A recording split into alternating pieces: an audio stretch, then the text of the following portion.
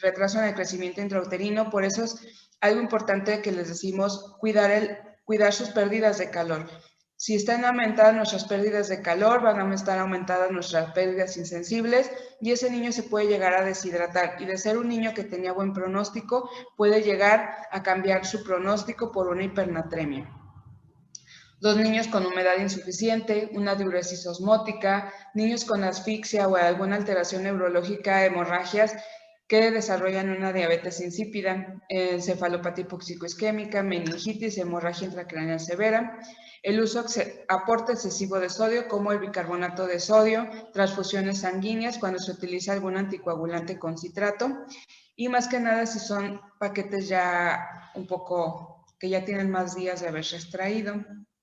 La hipernatremia, pues igual que la hiponatremia, los síntomas van a ser a nivel neurológico, va a ser un niño que va a estar con hiperexcitabilidad, hiperreflexia, mioclonías, rigidez generalizada, puede llegar a presentar hasta crisis convulsivas y llegar a causar una hemorragia intracraneana. A lo mejor ese niño, la prematurez no le causó la hemorragia, pero sí una hipernatremia. El tratamiento, pues es igual que la hiponatremia, tiene que ser una corrección más lenta, incluso la hipernatremia debe ser más lenta. Si la hiponatremia la hacemos para 24 horas, la hipernatremia la vamos a corregir a 48 horas. Y aquí, no vamos a utilizar el sodio, sino vamos a ver cuánto déficit de agua tiene mi niño para empezar la corrección. La fórmula es 4 mililitros por el peso en kilos, menos el sodio reportado, menos el sodio deseado. Pero igual que la hiponatremia, lo máximo que puedo llegar a corregir en 48 horas son 10 miliequivalentes. Si yo corrijo más de 10 miliequivalentes, puedo llegar a causarle más daño al niño que la propia hipernatremia. Entonces la corrección va a ser para 48 horas. Lo vamos a hacer con una solución libre de sodio. Podemos hacerlo con lo que nos salga de los mililitros, ya vimos que es el déficit de agua. Los mililitros que nos salga es lo que vamos a corregir a 48 horas. Podemos preparar nuestra solución con 3/4 de solución glucosada del 5% y 1/4 de solución salina. O la mitad de... Otra manera de preparar nuestra agua que vamos a pasar es la mitad de solución glucosada al 5% y la mitad de agua bidestilada. Cualquiera de las dos. ¿Cómo vamos a saber cuál utilizar? Si tengo una hipernatremia severa de 180 a 190, pues voy a utilizar la de abajo, la de agua libre y solución glucosada al 5%. Pero si tengo una hipernatremia de 165, pues puedo utilizar la de arriba. Algo importante es que aunque yo tenga una hipernatremia, no le puedo quitar a ese niño el aporte de sodio. Tengo que dejar mis soluciones basales con su aporte de sodio de 2 o 3 miliequivalentes por kilo día y aparte hago mi corrección de agua libre. No puedo quitarle por completo el aporte a ese niño porque si no me va a bajar más rápido mi sodio y voy a tener más complicaciones. Entonces siempre dejen su aporte de sodio basal y hacen su corrección de agua libre. Vamos a hacer un ejemplo. Tenemos un niño de 32 semanas que pesa 1,500 y nos reportan un sodio de 175 miliequivalentes por litro. Vamos a sacar nuestro déficit de agua. Hacemos la sustitución de la fórmula de 4 por el peso 1,5 y voy a corregir 10. Entonces de 175 lo voy a llevar a 175. Haciendo esa sustitución de la fórmula, me sale que tengo que pasar 60 mililitros, ese es mi déficit de agua, 60 mililitros y lo debo de pasar en 48 horas. Vamos a ver cómo se hace, cómo voy a dejarle esas indicaciones a la enfermera. Le voy a poner corrección de agua libre intravenosa para 48 horas, de 60, 3/4 partes, pues son 45 mililitros y 1/4 parte 15 de solución salina. Ya vimos que hay dos formas, entonces la mitad de solución glucosada, que son 30 mililitros, y la mitad de agua bidestilada, 30 mililitros. Esta es mi corrección de agua libre, así lo pongo, corrección de agua libre para 48 horas, 30 y 30 para pasar en 48 horas. Ya le pueden poner a ustedes ahí la velocidad o decirle a la enfermera que ella haga la división. O prepararlo con 3/4 de solución glucosada y 1/4 de solución salina, que serían 45 y 15 mililitros. ¿Dudas? Esta es un poco más sencilla y no hay tanto show de preparar. ¿Sí, Jorge? Disculpe. Si quieres, habla Luis Miguel. Bueno, es que no sé si sea distinto, pero en pediatría habíamos visto que también cuando hacías eso tenías que subir tu aporte diario, o sea, tu aporte normal de sodio al máximo para que no fuera tan rápida La la corrección. disminución. Ajá. En los neonatos son muy sensibles y acuérdense que generalmente esto lo va a presentar en la parte, generalmente se presenta por una uresis aumentada, acuérdense que está en la fase poliúrica, aparte tenemos las pérdidas insensibles aumentadas, entonces generalmente les dejamos un aporte de 3, o sea, un aporte basal, tampoco lo incrementamos mucho, Ok. porque son muy Y sensibles. ¿Mande? no podemos poner solo. ¿Qué pasa si ponemos solo agua bidestilada en lugar de con solución glucosada? El agua bidestilada es que puede llegar, como no tiene nada de solutos, el agua bidestilada no tiene nada de electrolitos ni nada, y por ejemplo glucosa, puede ser demasiado hiposmolar y meterse demasiado a la célula. Entonces, por eso siempre hay que ponerle otra solución que tenga algunos electrolitos para que no se lleve a cabo esa, ¿cómo se llama? O sea, que la célula absorba demasiada agua o que la célula jale demasiado los solutos del espacio intersticial. Entonces, por eso con ellos siempre utilizamos una solución que no sea pura agua bidestilada. Porque ha habido casos en los que se hacen correcciones con Ok, pura agua 3 veces. bidestilada en los neonatos y por esa baja osmolaridad del agua bidestilada nos genera todavía más daño y han generado hemorragias intraventriculares por eso. Entonces, por eso siempre utilizamos con una solución.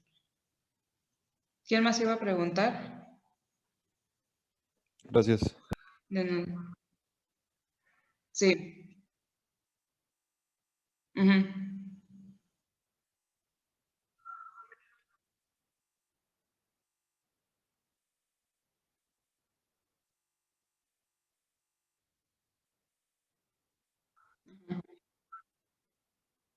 No, sí te dan decimales.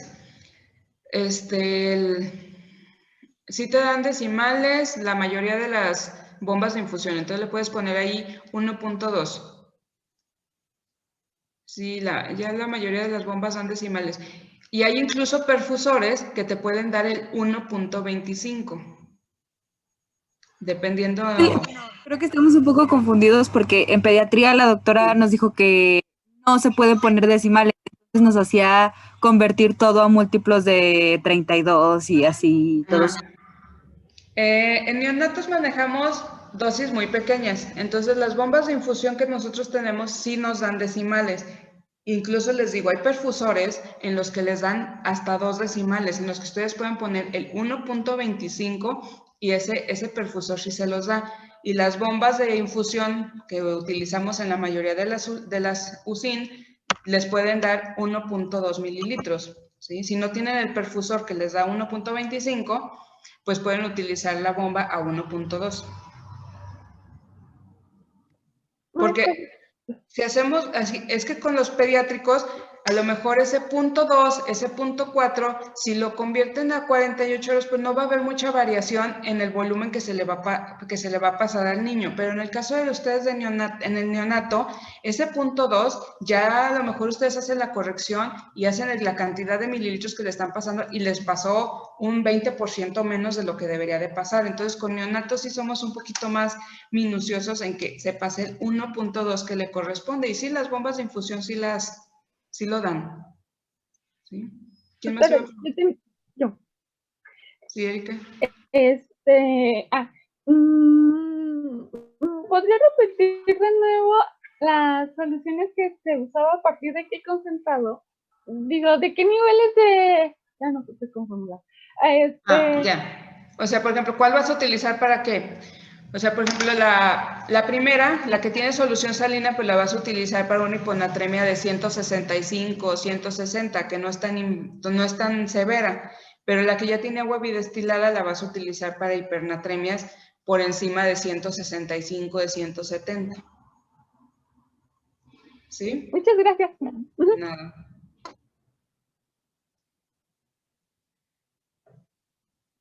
¿Quedó claro?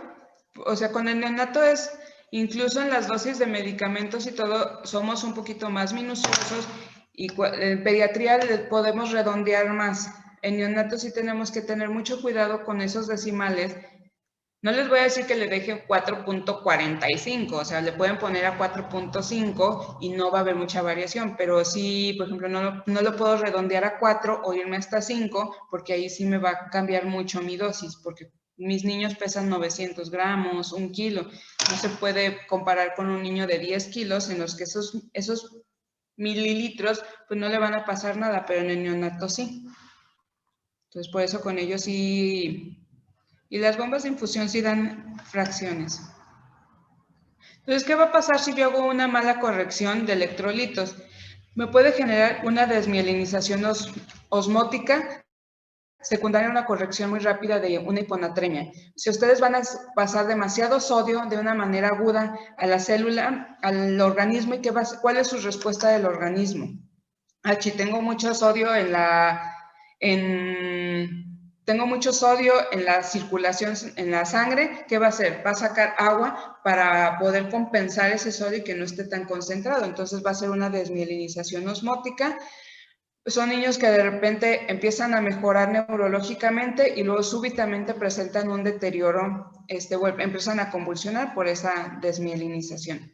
¿Y qué pasa si corrijo muy rápido una hipernatremia? O sea, le paso mucha agua, voy a causar edema cerebral. Es lo mismo. El cuerpo dice, tengo demasiada agua en la sangre y ella lo jala para intentar compensar ese cambio de volumen y me causa un edema cerebral. Por eso debe de ser lenta la corrección, no más de 10 a 12 en la hiponatremia y de 10 en la hipernatremia. ¿Quedó claro de sodio? Muy bien, entonces seguimos con el potasio. El potasio es el principal electrolito intracelular, sus niveles van de 3.5 a 6. Con ellos somos un poquito más, no tan estrictos como en pediatría, que a lo mejor marcan como el límite 4.5 o 5. Con los neonatos los podemos hacer hasta 6 porque muchos niños tienen dificultad para extraer la muestra, entonces puede haber un poquito de hemólisis y por eso se amplía el margen de normalidad del potasio. Los requerimientos van de 1 a 3 miliequivalentes por kilo día, igual que el sodio, se inicia hasta las 48-72 horas de vida extrauterina, el aporte de potasio. Y pues una hipocalemia o hipopotasemia, como ustedes lo quieran llamar, es un potasio sérico por debajo de 3.5 miliequivalentes por litro. Las causas pueden ser un aporte bajo, una excreción aumentada, en los casos de uso de diuréticos. La anfotericina B no la utilizamos mucho en los neonatos, pero como la habrán visto en pediatría, es un medicamento que se utiliza mucho más en oncología y en ellos sí les causa una tubulopatía y sí pierden mucho potasio. En el neonato no es tan frecuente que se utilice la anfotericina B, gentamicina, la diarrea, los niños que tienen intolerancia a la proteína de la leche de vaca que tienen diarrea, o los niños que tienen una yeyunostomía, ileostomía de alto gasto, o cuando hay algún cambio de fórmula en esos niños y empiezan con diarrea, sonda orogástrica con gasto aumentado, hipercalcemia, defectos de los túbulos renales, la alcalosis metabólica y el tratamiento con insulina. Pues en el caso del potasio, pues las repercusiones van a ser a nivel electrocardiográfico, a nivel del corazón, de 3 a 3.5 puede llegar a ser asintomático, de 2.5 a 3 va a haber aplanamiento de la onda T y depresión del segmento ST, y menor de 2.5 va a haber una onda P prominente, la T se va a aplanar, se va a prolongar el PR, va a haber un ensanchamiento del QRS, los niños pueden llegar a tener ilio, debilidad muscular, distensión abdominal y alteraciones en el estado de alerta. Generalmente aquí vemos la T. Si nuestra T está aplanada y nuestra P está aumentada, pues sí, es una hipocalemia con repercusión electrocardiográfica y hay que hacer una corrección. El tratamiento, pues hay que buscar la causa. Si es una diuresis osmótica y si tenemos diurético, pues a lo mejor disminuir la dosis.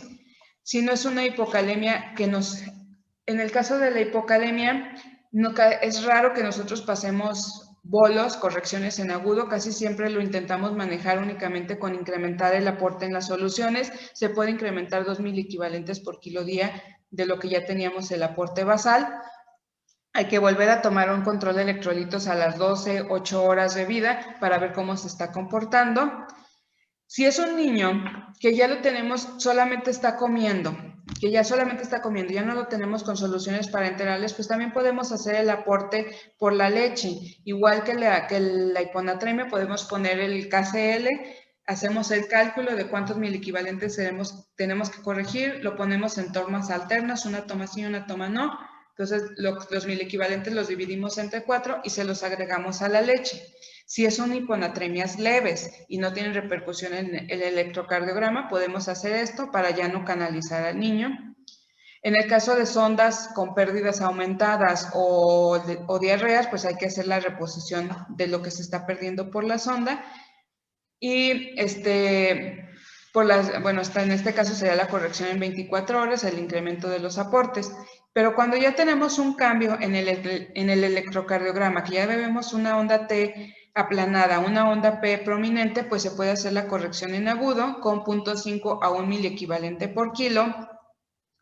Siempre hay que pasarlo viendo con el monitor que tenga un trazo del electrocardiograma para ver cómo se van generando los cambios en el electro. Tiene que ser muy lento, generalmente lo pasamos a 1 hora, no es tan rápido como en el pediátrico que lo llegan a pasar hasta para media hora, nosotros lo pasamos para 1 hora porque son un poco más sensibles al potasio los neonatos. Entonces ya sabemos que el KCl, el cloruro de sodio, la presentación es 20 miliequivalentes por 10 mililitros. Y vamos a hacer un ejercicio que tenemos un niño que pesa 2 kilos, tenemos un potasio de 2 miliequivalentes por litro y ya tiene una ausencia de onda T en el trazo del electrocardiograma. Entonces, en este caso se tiene que hacer una corrección en agudo. La corrección va de 0.5 a 1 miliequivalentes por kilo, la vamos a hacer a 1. 1 por 2, 2. Tenemos que corregir 2 miliequivalentes. Ya sabemos que la presentación de KCl son 20 miliequivalentes en 10 mililitros, entonces necesitamos 1 mililitro de KCl para hacer esa corrección. ¿Cómo podemos hacer la corrección? Ya sabemos que el KCl pues es un electrolito que viene muy hiperosmolar y que nos puede causar flebitis. Entonces no lo podemos pasar directamente hacia la vena, siempre tiene que ser diluido. Nosotros utilizamos una concentración de 120 a 180 miliequivalentes por litro. O sea, es a lo que lo puedo pasar, que nada más es una regla de 3. Si yo voy a pasar 2 miliequivalentes en el caso de este niño, voy a tenerlo que diluir en 16.6 mililitros, generalmente es de solución salina. Acuérdense que el potasio, la insulina mete el potasio a la célula. Entonces, si yo le pongo solución glucosada para hacer mi corrección de potasio, me va a estimular la insulina, me va a estimular la producción de insulina. Entonces, ¿qué va a hacer? Va a producir insulina el cuerpo y me va a meter el potasio. Entonces, la corrección que yo estoy haciendo, pues no me va a ser muy eficaz. Entonces, por eso tengo que hacer mi preparado con solución salina para que no me estimule tanta insulina y no lo meta a la célula. Entonces, si yo tengo que corregir 2 miliequivalentes, ya vimos que es 1 mililitro, pero mi concentración debe de quedar a 120 miliequivalentes en 1 litro. Necesito 16.6 mililitros de solución salina para que me quede y se pueda pasar por una vía periférica o incluso por un catéter central. Entonces, voy a hacer mis indicaciones de KCl 1 mililitro más solución salina 16.6 mililitros para pasar en 1 hora. ¿Con qué voy a utilizar? Si vemos el margen es de 120 a 180. Va a depender de cómo voy a pasarlo. Si lo voy a pasar por una vena periférica, pues voy a utilizar la menor concentración de 120. Pero si yo ya tengo un catéter central, puedo utilizar la más concentrada. Puedo utilizar la más concentrada de 180 miliequivalentes por litro. ¿Sí? ¿Alguna duda de hipocalemia, de cómo hacer la concentración. ¿Sí?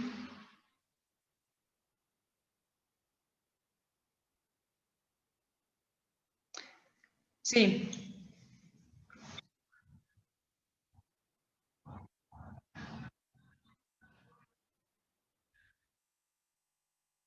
No, pero en el caso de las soluciones de base, nunca puedes quitar a tu niño el aporte de glucosa. Siempre tienes que tener un aporte de glucosa basal. Ya sabemos que lo va a tener, pero no meterle más glucosa de lo basal.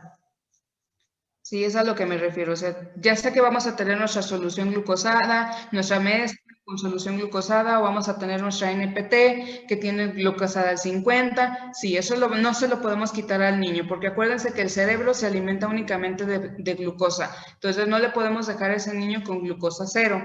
Entonces, sí vamos a tener nuestro aporte de glucosa por las soluciones, pero que mi corrección de potasio sea con solución salina. ¿Sí? Nada. ¿Alguien más? Muy bien. Entonces vamos con el otro lado, que es la hipercalemia, que es un potasio sérico mayor a 6 miliequivalentes por litro, moderado si es de 6.5 a 7.5 y severo mayor a 7.5. Puede haber falsos positivos si estamos tomando las muestras de talón. Muchas veces utilizamos los capilares y ya algunos gasómetros nos dan electrolitos. Entonces, si esa muestra de gasometría la utilizamos, la sacamos por capilar, por punción en el talón, puede estar un poco hemolizada y que ese potasio no sea real. O si utilizamos agujas muy pequeñas, también se pueden llegar a hemolizar. Luego, los niños menores de 1 kilo, a veces las venas son muy pequeñas y si no tenemos un catéter que nos dé para obtener muestras, luego llegamos a utilizar las agujas amarillas, perdón, las agujas naranjas, las de insulina, para tomar muestras, pero es tan pequeña la luz que se llegan a hemolizar los eritrocitos y pueden ser falsos positivos. Entonces, generalmente utilicen una aguja verde o una aguja amarilla para la toma de muestras cuando quieran potasio. O de preferencia, a ver si se pudiera, que todos los niños menores de 1 kilo pues tuvieran su catéter arterial para de ahí tomar las muestras. Entonces, las causas va a ser una disminución en la eliminación del potasio como una falla renal aguda. Los niños con hiperplasia suprarrenal congénita, pues ya lo hemos visto en varias ocasiones, que hacen hiponatremia, hipercalemia, hipoglucemia. Medicamentos como el captopril, que es raro que lo utilicemos en neonatos, pero pues se llega a utilizar cuando tenemos algunas cardiopatías o niños con hipertensión arterial que no se controlan con algún otro medicamento. Inmadurez renal en los recién nacidos prematuros extremos, incremento de la carga de potasio, la hemólisis, esos niños que tienen anemia hemolítica, hemorragia intraventricular, los niños con alguna lesión asociada a la vía de nacimiento como hematomas, y transfusión sanguínea con sangre de más de 4 días de extracción. De hecho, ya los bancos de sangre ya saben y ellos te buscan la sangre que tenga menos antigüedad para los recién nacidos. Por lo mismo de que tienen, o sea, que les cuesta un poco de trabajo manejar los electrolitos y ya para no tener estos problemas, ya nos cruzan siempre la sangre menos antigua cuando son recién nacidos. Exceso de administración del potasio, redistribución del potasio en la acidosis metabólica y el uso de digoxina. ¿Se acuerdan que en el caso de la hipocalemia era la alcalosis metabólica? En la hipercalemia, la acidosis metabólica. Doctora. Sí. Yo tenía una duda. Entonces, todos los pacientes con hiperbilirubinemia no conjugada o indirecta, todos o la mayoría también van a tener hiperpotasemia. No, porque muchas veces no son por hemólisis, ¿sí? Si te fijas, aun cuando sea una anemia fisiológica, pues es por la vida media de baja del eritrocito, pero, no te generan hemólisis, o sea, no te aumentan el potasio. Pero en el caso de un niño que tiene una anemia hemolítica por paso de anticuerpos, por ejemplo, una incompetencia RH, incompatibilidad RH o ABO, sí tenemos que vigilar un poquito más el potasio. Ok, gracias. De nada.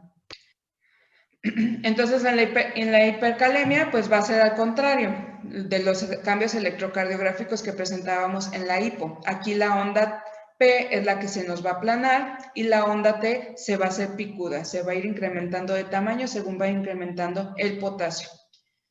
Va a haber estrechez del QRS y puede llegar a presentar hasta fibrilación ventricular. Entonces, lo que generalmente vigilamos son la onda P y la onda T. El tratamiento, pues lo primero que tenemos que hacer es retirar por completo el aporte de potasio. En este caso, en el potasio sí es válido retirar el aporte de potasio. Lo retiramos, dejamos cero. Si tenemos nutrición parenteral y tiene aporte de potasio, mejor que retiramos la nutrición y pasemos una solución de base y sin potasio.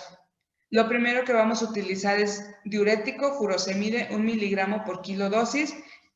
Después vamos a utilizar soluciones polarizantes. Las soluciones polarizantes las hacemos con insulina. Vamos a preparar la insulina de acción rápida, 1 unidad por kilo, pero aquí vamos a utilizar solución glucosada al 10%. ¿Por qué? Porque no quiero que me cause, lo que quiero hacer es que me baje el potasio, pero no que me cause una hipoglucemia. Entonces, debo de ponerle la cantidad de glucosa necesaria para que estas unidades de insulina me metabolizan, ¿sí? Entonces, una unidad de insulina me metaboliza 3 gramos de glucosa. Entonces, yo tengo que poner una unidad de insulina y 3 gramos de glucosa para que esa insulina me metabolice la glucosa que yo le estoy pasando y no me vaya a causar una hipoglucemia en ese niño. Entonces, por eso, cuando estamos corrigiendo una hipercalemia, tenemos que utilizar insulina de acción rápida con glucosada al 10%, que son 5 mililitros por kilo.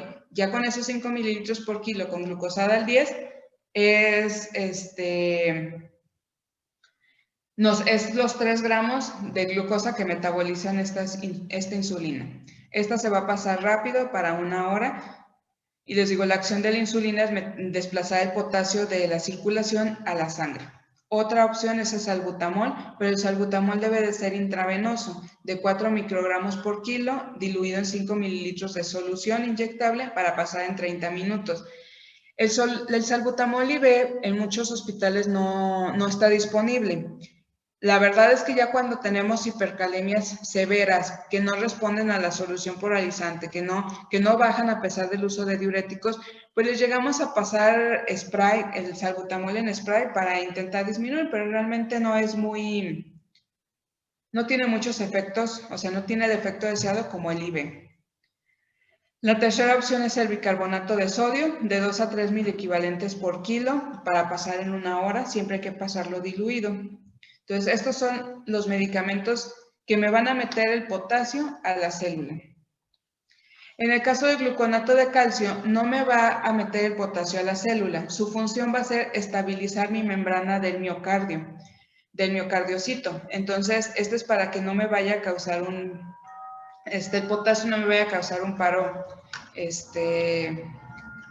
cardíaco por la hipercalemia. Entonces, siempre, junto con todos estos medicamentos, ponemos siempre el gluconato de calcio, bolos de 100 a 200 miligramos por kilo IV, y lo pasamos en 5 a 10 minutos, siempre con su monitor del electrocardiograma, porque también el calcio nos causa alteraciones electrocardiográficas, entonces siempre vigilando que no nos vaya a hacer algún cambio. Si todo lo demás no funcionó, podemos utilizar las resinas de intercambio catiónico, que es el sulfato de poliesterano cálcico. Se puede hacer por enemas o vía oral. Estos medicamentos no están disponibles en todos los hospitales y generalmente los tienen en centros donde atienden a mucho paciente renal, que son los que tienen mayor riesgo de hacer hipercalemia, pero así en cualquier hospital no los hay. Si todo lo demás falló, pues hay que utilizar la diálisis peritoneal. ¿Por qué les pongo solo diálisis peritoneal? Realmente hemodiálisis es rarísimo que se utilice en un recién nacido, mucho menos en un prematuro extremo. No hay filtros para poderlo conectar a la máquina de hemodiálisis. Apenas están empezando a hacer los filtros para prematuros menores de 2 kilos, pero realmente apenas están en investigación. Hay una máquina en Italia, una máquina en Inglaterra que la están empezando a utilizar, pero todavía no sacan ya así a la venta al público para empezar con hemodiálisis en prematuros extremos. No hay filtros, no hay catéter Mahurkar para esos niños tan pequeñitos. ¿Dudas de hipercalemia y de potasio? ¿No? Entonces seguimos con el calcio. El calcio pues es un catión extracelular, se acumula durante el tercer trimestre, por lo tanto los prematuros extremos van a tener una hipocalcemia secundaria a su baja reserva, se absorbe a nivel intestinal gracias a la vitamina D y los niveles, pues como les digo, va a depender de la edad gestacional. Los requerimientos normales basales que debemos de dejar en un niño es de 100 a 200 miligramos por kilo día. Hay una hipocalcemia neonatal temprana que se presenta en las 72 horas de vida y una hipocalcemia neonatal tardía que se puede presentar después de los 7 días de vida. Hay valores de referencia normal de hipocalcemia. En un niño de término se define hipocalcemia con un nivel sérico menor a 8, en los pretérminos de 7 y en los pretérminos extremo de 6. Por lo mismo que les comento de los niveles del que se acumula o se hacen los depósitos en el último trimestre. Otra manera de verlo es con el calcio iónico. El calcio iónico nos lo reportan los gasómetros y lo normal es que sea de 0.9 a 1.1 milimol por litro. Aquí tenemos un ejemplo de una gasometría en el que nos reportan, les digo, ya nos reportan todos los electrolitos, pero el calcio nos lo reportan en iónico y pues está normal. Ya sabemos que el calcio pues va unido a proteínas para su circulación.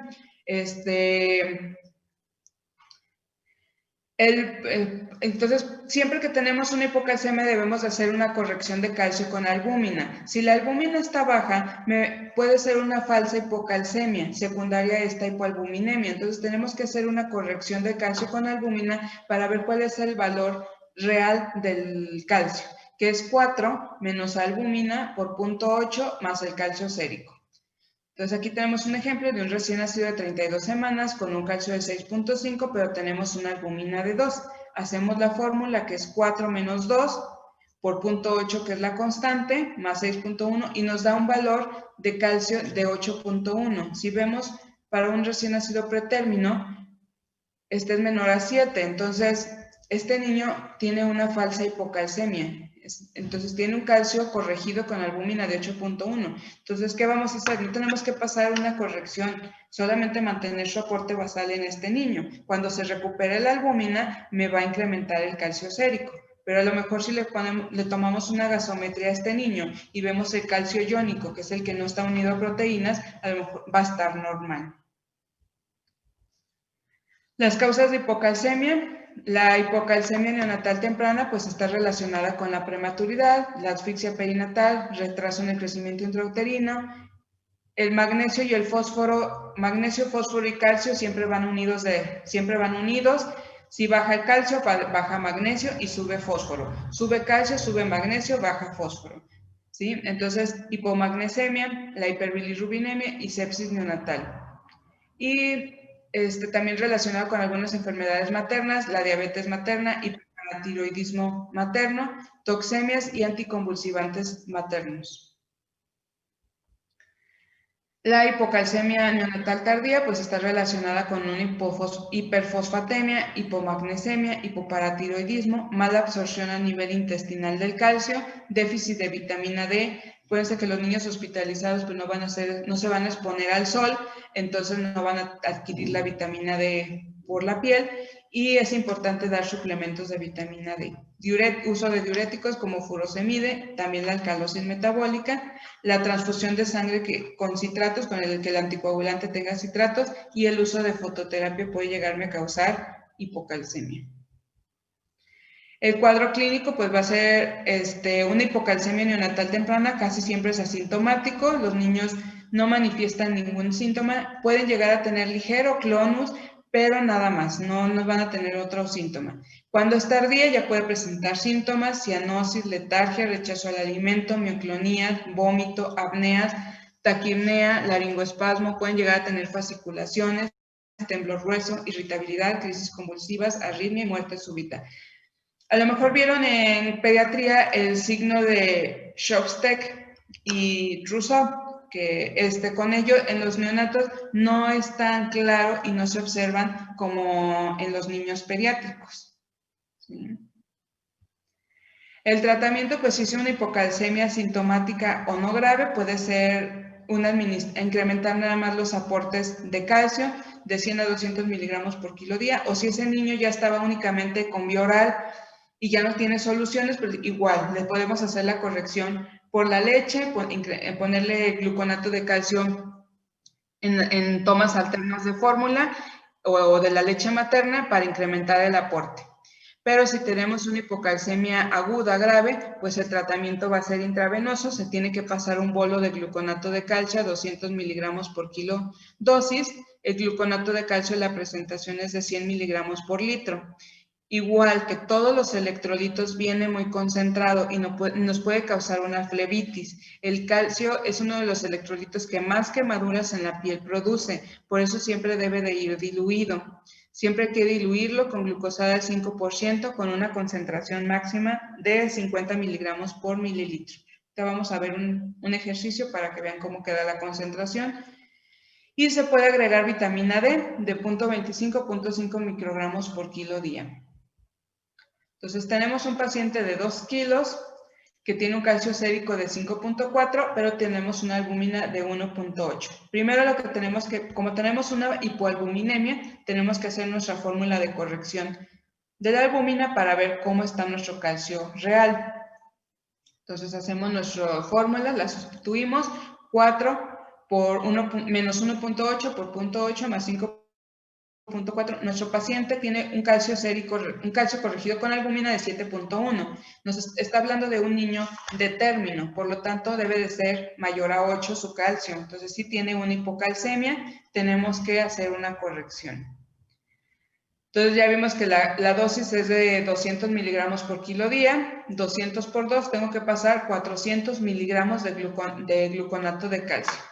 Entonces ya vimos que la concentración máxima debe de ser 50 miligramos por mililitro, nada más hacemos una regla de 3 y tenemos que diluir estos 400 miligramos de gluconato de calcio en 8 mililitros. Nada más hacemos la sustitución para ver cuántos mililitros de gluconato de calcio le tenemos que pasar. Si tenemos 100 miligramos por mililitro, pues le tenemos que pasar 4 mililitros de gluconato de calcio. Entonces la indicación la pondríamos gluconato de calcio, 4 mililitros, más solución glucosada del 5%, 8 mililitros, para pasar en 60 minutos. También el calcio me causa alteraciones en el electrocardiograma, por lo que debe de pasar siempre con su monitor, para ver que no haya cambios en el electro. ¿Dudas de hipocalcemia?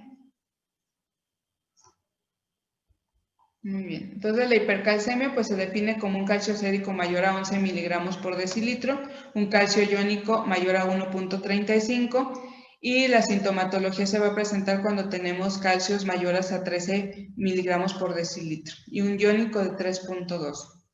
Las causas pueden ser por hipervitaminosis A y D. Cuando los niños alcanzan un volumen bioral ya más del 50% de su capacidad, les empezamos un aporte de vitaminas y les aportamos vitaminas A, C, D, vitamina E. Entonces, hay diferentes presentaciones de vitaminas A, C, D, entonces a veces puede haber errores en la indicación de las vitaminas o que la presentación sea diferente y causar esta hipervitaminosis.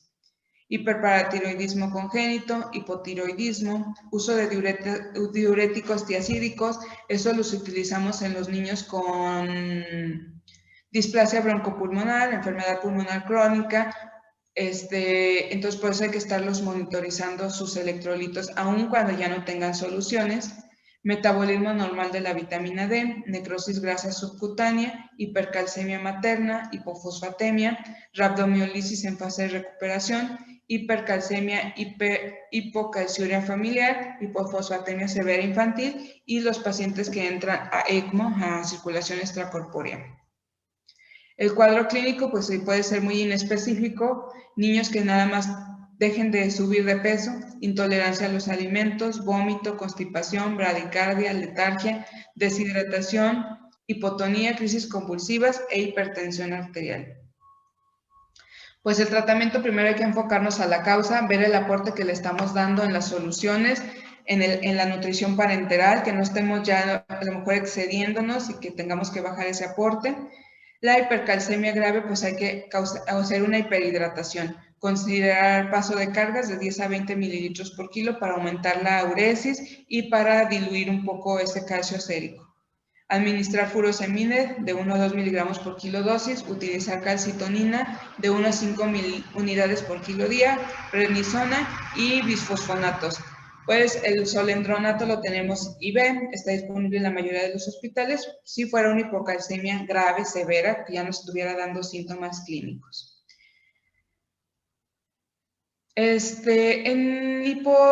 Me faltó comentarles algo en hipernatremia. En hipernatremia, el déficit de agua va a ser extra. Este déficit de agua que yo calcule va a ser extra, va a ser un líquido que yo no voy a contar para mi bebé. O sea, si yo tengo un aporte de líquidos, como vimos en la clase anterior, pues puede ser hasta máximo 150, 180 si es un pretérmino. Entonces, este líquido no lo voy a considerar en ese aporte de líquidos, es extra, porque es un agua que le falta a mi niño. Entonces, siempre va a ser extra, no lo cuantifiquen en su control ni en su balance de líquidos. Entonces, seguimos con magnesio. Como ya les dije, magnesio pues va de la mano de calcio. Si calcio baja, magnesio baja. Y la sintomatología es muy similar al magnesio. Es el segundo catión intracelular más abundante. También funciona como cofactor en algunas reacciones enzimáticas y tiene algunas funciones adicionales como un vasodilatador periférico. Se utiliza, por ejemplo, en las mamás con preeclampsia o eclampsia como neuroprotector. Inhibe la función plaquetaria, depresión del sistema nervioso central, broncodilatador y antiepiléptico. Se utilizaba anteriormente mucho en los niños o en los pacientes que tenían hipertensión arterial pulmonar, porque es un excelente vasodilatador pulmonar, ya ahorita lo utilizan menos. La hipocalcemia es un nivel C, hipomagnesemia es un nivel sérico menor a 1.6, o si tenemos la posibilidad de tenerlo iónico, es menor a 0.66. Los datos clínicos van a presentarse si tenemos un magnesio menor a 1.2 miligramos por decilitro. Las causas van a ser hipoparatiroidismo neonatal, hiperparatiroidismo materno, ingesta reducida de magnesio, síndrome de intestino corto que no se absorbe adecuadamente, fístulas enterocutáneas, patología hepatobiliar, enteropatías, reabsorción del túbulo renal disminuidas, acidosis tubular renal, diuréticos, anfotericina, diabetes materna, ingesta excesiva de fósforo en los niños con asfixia, exsanguíneo transfusiones, restricción en el crecimiento intrauterino. El cuadro clínico pues generalmente es asintomático y los síntomas van a ser muy similares a hipocalcemia porque ya vimos que van de la mano. Entonces puede haber temblores, irritabilidad, hiperreflexia, fasciculaciones, tetania, crisis convulsivas, coma, arritmias, taquicardia ventricular y fibrilación ventricular. Pues el tratamiento va a ser con sulfato de magnesio de 25 a 50 miligramos por litro, es intravenoso, por kilo, perdón, es administración intravenosa. Si tenemos una hipomagnesemia leve, igual y nuestro niño está ya bioral, ya no tiene aporte de soluciones, pues se puede dar el aporte por la leche. Hay que diluirlo igual que el gluconato de calcio en solución glucosada en una concentración de 100 miligramos por mililitro, puede ir un poco más concentrada. Y la presentación de sulfato de magnesio es de 100 miligramos por mililitro. La hipermagnesemia pues es un magnesio sérico mayor a 2.8, iónico mayor a 1.15. Las causas son un exceso de magnesio en la dieta o parenteral, terapia materna con sulfato de magnesio, preeclampsia, tocolíticos, falla renal oligúrica, asfixia y prematurez. Esos niños en el que llegaron por una amenaza de parto pretérmino y estuvieron utilizando sulfato de magnesio como tocolítico, o las mamás que tienen preeclampsia, eclampsia, siempre pregunten al ginecólogo si utilizaban sulfato de magnesio como neuroprotector o parte de como vasodilatador cuando tuvieron eclampsia o a las hipertensas que de difícil control, siempre preguntar al ginecólogo si no le pasaron bolos, más si le pasaron cargas de 4 gramos de magnesio, para ese niño tener cuidado y no ponerle aporte de magnesio, porque el magnesio pasa la barrera placentaria y probablemente ese niño nazca con una hipermagnesemia. Entonces, el cuadro clínico, el tono muscular va a estar disminuido, puede presentar un síndrome de tapón de meconio, retraso en la expulsión del meconio, rubicundez, retención urinaria, hipotensión, depresión respiratoria, hiporreflexia, coma, una prolongación de intervalo QT y un bloqueo AB. El tratamiento, pues igual que la hipercalcemia, hay que hidratar a ese paciente, utilizar diurético, poner gluconato de calcio de 100 a 200 miligramos por kilo dosis cada 6 a 8 horas, y si fuera una hipermagnesemia severa que no revierte con ninguno de estos tratamientos, pues utilizar una diálisis peritoneal. Por último, seguimos con fósforo. El fósforo, el 80% se encuentra en los huesos y en los dientes. Está estrechamente ligado con los niveles de calcio, va a depender de la absorción intestinal y de la excreción renal del fósforo, y está regulado por las hormonas paratiroidea, la vitamina D y la calcitonina. Los niveles séricos normales es de 2.5 a 7.1 miligramos por decilitro. Hay que estar monitorizando el fósforo en los neonatos, principalmente los que tienen nutrición parenteral. La hipofosfatemia se presenta con un fósforo sérico menor a 2.5 miligramos por decilitro, leve si es de 2.1 a 2.5, moderada si es de 1 a 2 y ya grave si tenemos un fósforo menor a 1. Las causas pueden ser aumento en la secreción de insulina, alcalosis, administración de esteroides, bajo aporte de fósforo, mala absorción intestinal, un hiperparatiroidismo y deficiencia de vitamina D. El cuadro clínico puede ser si tenemos niveles de fósforo bajos de leve a moderado, puede ser asintomático, inespecífico, debilidad muscular como convulsiones. Van a ser secundarias a la hipercalcemia. El tratamiento, pues hay que normalizar los niveles de fósforo, hay que utilizar fosfato de potasio, hay que tener mucho cuidado. El fosfato de potasio se cristaliza muy fácil, entonces hay que ver con qué soluciones o con qué otros electrolitos los vamos a administrar, porque el fosfato de potasio se cristaliza con el gluconato de calcio, entonces no podemos administrar gluconato de calcio y fosfato de potasio en la misma vía. Entonces hay que tener eso presente. La presentación de fosfato de potasio pues me da 4.4 miliequivalentes por mililitro de fósforo. En una hipofosfatemia aguda puedo incrementar el aporte de fósforo de 0.4 a 0.6 miligramos por kilo hora. Siempre hay que tener en cuenta que pues el fósforo va unido a potasio, entonces también ver cuánto potasio le estamos dando y ver nuestros niveles séricos de potasio. Para no incrementar mucho su aporte de potasio, a lo mejor poner todo nuestro aporte de potasio en fosfato de potasio y quitar el KCl. Y si tenemos una hipofosfatemia crónica de 0.8 a 1.2 miligramos por kilo día. Realmente las hipofosfatemias son raras y si se presentan son leves, nada más hacemos ese cambio de en lugar de KCl, fosfato de potasio y se corrigen rápidamente. La hipofosfatemia pues es mayor a 7.1 miligramos por decilitro en el neonato. Puede ser causada por una insuficiencia renal, hipoparatiroidismo, administración aumentada de fósforo o cuando utilizamos algunos enemas, ingesta de vitamina D, lisis tumoral que pues no se presenta en los niños, en el caso de hemólisis, acidosis e hipotermia. La lisis tumoral, pues solamente que tuviéramos una leucemia congénita, que sí se han presentado casos, pero pues ese es rarísimo, ¿no? Y los enemas, hay enemas de fosfato.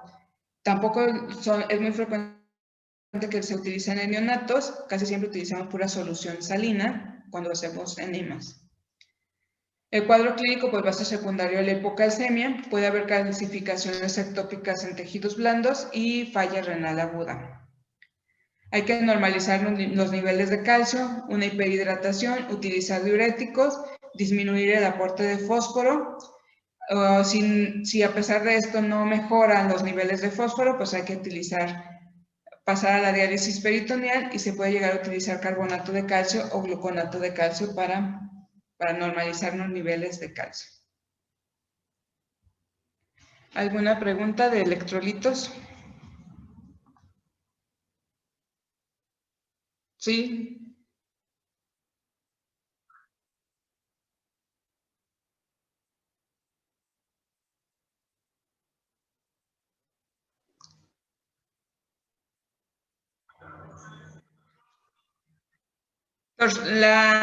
Alteraciones en el electrocardiograma, la torsada de Point, que son alteraciones en el electro, ¿sabes a lo que te refieres?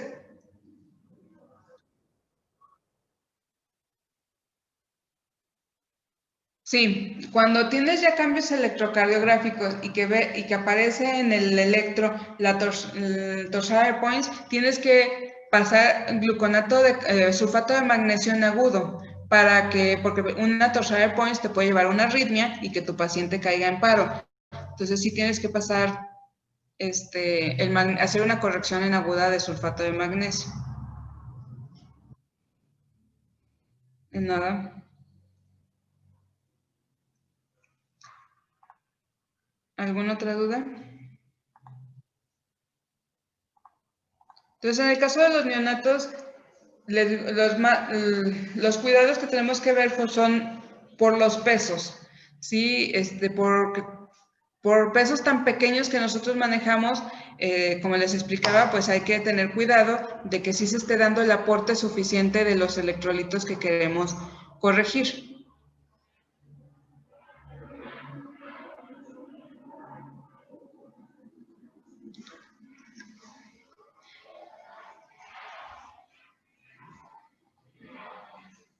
Entonces vamos a empezar la siguiente unidad, que es, bueno, ya acabamos líquidos y electrolitos, ya acabamos alteraciones metabólicas, ¿cómo se llama?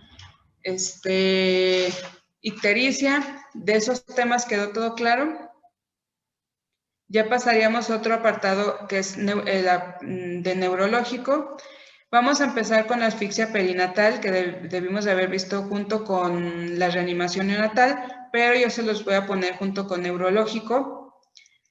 Asfixia perinatal es uno de los temas, pues, que quisiéramos que no pasara, ¿no? Porque la mayoría de los niños que tienen una asfixia perinatal, pues, van a ser niños con un retraso en el neurodesarrollo, van a ser niños que probablemente van a estar en el CRIT, van a ser niños Teletón. Entonces, pues lo que más queremos es evitarlo, y los que llegan a tenerlo, pues que queden con las menos secuelas posibles. Se han intentado muchos tratamientos para evitar las secuelas neurológicas de asfixia perinatal. La asfixia perinatal es un incidente grave en el neonato, secundario a una hipoxia o una isquemia, generalmente ocasionando cambios bioquímicos y funcionales en cualquier sistema. Pero los que nos va a dar mayor problema, pues es a nivel del sistema nervioso central. La encefalopatía hipóxico-isquémica, pues es la manifestación más grave de una asfixia perinatal. Es un síndrome neurológico secundario por la falla en el suministro de oxígeno y por la mala perfusión cerebral. Para hacer el diagnóstico de asfixia perinatal, pues la Academia Americana de Pediatría y el Colegio Americano de Obstetricia y Ginecología pues hicieron unos criterios diagnósticos.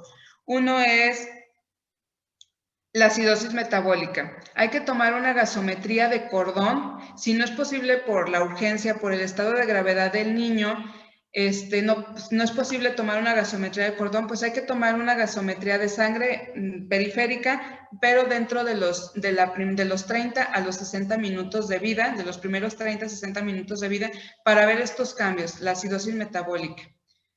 Si tiene un pH menor a 7 y un déficit de base mayor a -10 o -14 o -16, dependiendo de la literatura que ustedes lean, pero de acuerdo a las guías de práctica clínica, pues ellos marcan menos de -10.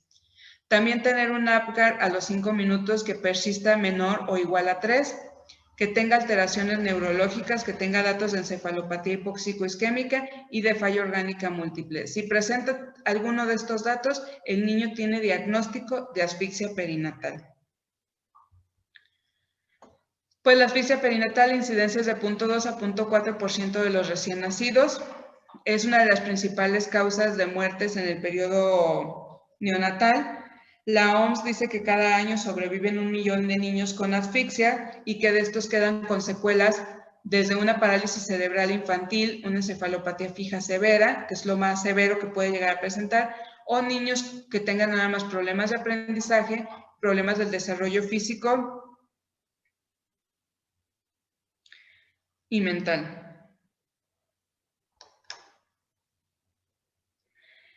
La encefalopatía hipóxico-isquémica es de 1 a 2 de cada 1000 recién nacidos vivos de término. La incidencia global es de 1 por cada 1000 recién nacidos vivos. Y una encefalopatía hipóxico-isquémica moderada a severa se presenta únicamente 0.49 por cada 1000 recién nacidos vivos. Cuando tenemos una encefalopatía leve, pues es un riesgo bajo de mortalidad y entre menos riesgo de tener secuelas neurológicas. Cuando es moderada, el riesgo de mortalidad se incrementa del 3 al 10%. 30 a 40% de estos niños van a tener alguna discapacidad y los niños que tienen una encefalopatía severa, pues el riesgo de mortalidad es del 50 a 75% y casi que el 100% van a tener alguna secuela neurológica. ¿En qué momento puede ocurrir esta asfixia? El 5% puede ser antes del inicio del trabajo de parto, por alguna alteración en la placenta. Hay niños que tienen desprendimiento de placenta o que tienen nudos verdaderos, circular a cordón a cuello apretados, alguna malformación en la placenta que ocasione esta asfixia en el niño.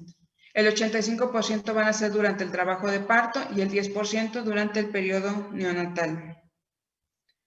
¿Cuáles son los factores de riesgo a nivel materno? Pues que tenga una hemorragia en el tercer trimestre, va a disminuir la perfusión en el neonato, infecciones, hipertensión inducida por el embarazo. Acuérdense que también va a haber una vasoconstricción por la hipertensión a nivel placentario y puede llegar a sufrir una hipoperfusión ese feto, hipertensión crónica. Más si ya tiene alguna vasculopatía esa mamá, puede la placenta no ser suficiente y generar también asfixia, o ser una placenta insuficiente y con el avance del embarazo presentar insuficiencia placentaria y causar una asfixia perinatal. Anemia, coagulopatías, intoxicación, que la madre durante el embarazo consuma alguna droga. A nivel obstétrico, pues que tenga líquido amniótico meconial, incompatibilidad cefalopélvica, uso de medicamentos como oxitocina si se causa una hipersistolia o polisistolia uterina, trabajo de parto prolongado o precipitado, parto instrumentado, ruptura prematura de membranas, los niños con oligohidramnios o polihidramnios. Anomalías en el cordón, como les digo, circulan a cordón a cuello, irreductibles, que cuando sale la placenta no es posible desenredar el cordón, o prolapsos de cordón, placenta previa, desprendimiento prematuro de placenta normoinserta, alteraciones en la contractilidad uterina, hipotonía, hipertonía y alteraciones anatómicas en el útero, útero bicorne, en donde va a tener el niño menos espacio para desarrollarse y puede generar alguna complicación. Alteraciones en la frecuencia cardíaca fetal, los niños que tienen bradicardia, pues es una urgencia, pero también las taquicardias quiere decir que el niño está teniendo algún sufrimiento fetal, algo está mal y se tiene que interrumpir el embarazo. No se diga las arritmias, que la mamá perciba que el niño se mueve menos que los días anteriores, retardo en el crecimiento intrauterino, la prematurez, bajo peso, macrosomía fetal, los niños postérmino y los que tienen alguna malformación congénita asociada, los embarazos múltiples. ¿Qué es lo que pasa? Va a haber una interrupción en la circulación sanguínea umbilical. Algo pasa que no llega al bebé suficiente oxígeno. Ya sea que el problema sea a nivel placentario, en el que no hay un adecuado intercambio de gases, que la sangre que llega a la placenta pues sea insuficiente o inadecuado, deficiente oxigenación materna, las mamás con alguna cardiopatía o alguna enfermedad pulmonar en el que ya desde la oxigenación materna está alterada, pues todavía la oxigenación fetal todavía va a ser menor. Transición neonatal anormal, que esos niños que no tienen una transición adecuada, que persisten hipoxémicos, tienen el riesgo de sufrir lesión, hipoxia. Cuando un niño sufre una hipoxia, sufre una asfixia, pues van a haber varias fases para que se genere el daño neurológico. Lo que primero va a causar es que se produce la agresión. Hay una alteración que lo que pasó, nosotros lo llamamos el evento centinela, lo que desencadenó la hipoxia, todo aquello, ya vimos las muchas causas que pueden desencadenar, entonces primero es el evento hipóxico. ¿Qué va a pasar? Va a haber una alteración en las células, va a haber una agresión, las células van a tener una despolarización anormal y va a haber un fracaso energético primario, en el que por esa hipoxia va a bajar la glucosa, va a bajar el ATP y van a bajar la fosfocreatina. Entonces baja todos los aportes energéticos, va a haber acumulación de lactato y de fosfato inorgánico y eso nos lleva a un daño celular primario, ¿sí? Entonces cuando hay hipoxia, hay mala perfusión y se genera la fase primaria. Después entra en un periodo de ventana terapéutica en el que al baja sus requerimientos energéticos el bebé y es el momento en el que nosotros podemos llegar a recuperar esas neuronas. Si algunas neuronas en la agresión primaria de hipoxia no se alteraron en esta ventana terapéutica que son de 6 a 8 horas, en donde los requerimientos energéticos bajan y nosotros podemos ahí iniciar el tratamiento para prevenir la asfixia, para prevenir la encefalopatía hipóxico-isquémica, es el momento adecuado. Pero después, aquí va a empezar una etapa de reperfusión en el que podemos empezar a recuperar esas neuronas que estaban a lo mejor en etapa, todavía no desencadenaban la apoptosis y que están en una etapa, ahora sí que de latencia, en el que todavía no desencadena la apoptosis y que se pueden llegar a recuperar. Pero ¿qué pasa cuando esa etapa de reperfusión termina? Termina nuestra etapa terapéutica, esa reperfusión ya no es suficiente y empieza una nueva etapa en la que hay nuevamente falla energética secundaria, en la que vuelve a bajar la glucosa, vuelve a bajar el ATP, va a haber deterioro ya mitocondrial, va a haber un daño oxidativo, va a haber liberación de radicales libres, se va a desencadenar ahora sí una cascada de muerte neuronal, entonces aquí ya el daño va a ser irreversible. Entonces, por lo tanto, nosotros tenemos que actuar en este momento, en la ventana terapéutica, donde está bajo los requerimientos de oxígeno, bajo los requerimientos de aporte energético, y podemos llegar a recuperar esas neuronas que todavía no entran en apoptosis. Entonces, en todo proceso de asfixia tenemos estas tres fases. La fase primaria, que es el daño inicial, donde se depleta todos nuestros aportes. Después viene una reperfusión en la que el cuerpo puede llegar a mejorar, puede llegar a recuperarse, puede haber una ventana terapéutica para que no haya tanto daño y ya una fase irreversible. Entonces, ¿cómo vamos a hacer el diagnóstico de asfixia? Debemos de tener el antecedente de un evento centinela, algo que hizo que no hubiera una adecuada perfusión en el bebé. Ya vimos un desprendimiento de placenta, cualquiera de las otras alteraciones, con los factores de riesgo y la clínica. Que el niño tenga alguna manifestación de encefalopatía hipóxico-isquémica, como vamos a ver más adelante, y al tomar nuestra gasometría. El tomar la gasometría es un punto importante para saber si se requiere tratamiento o no, o si necesitamos ver si ese niño tuvo algún daño neurológico o alguna repercusión metabólica por esa falta de oxígeno. Entonces, como les comentaba, pues la muestra tiene que ser del cordón.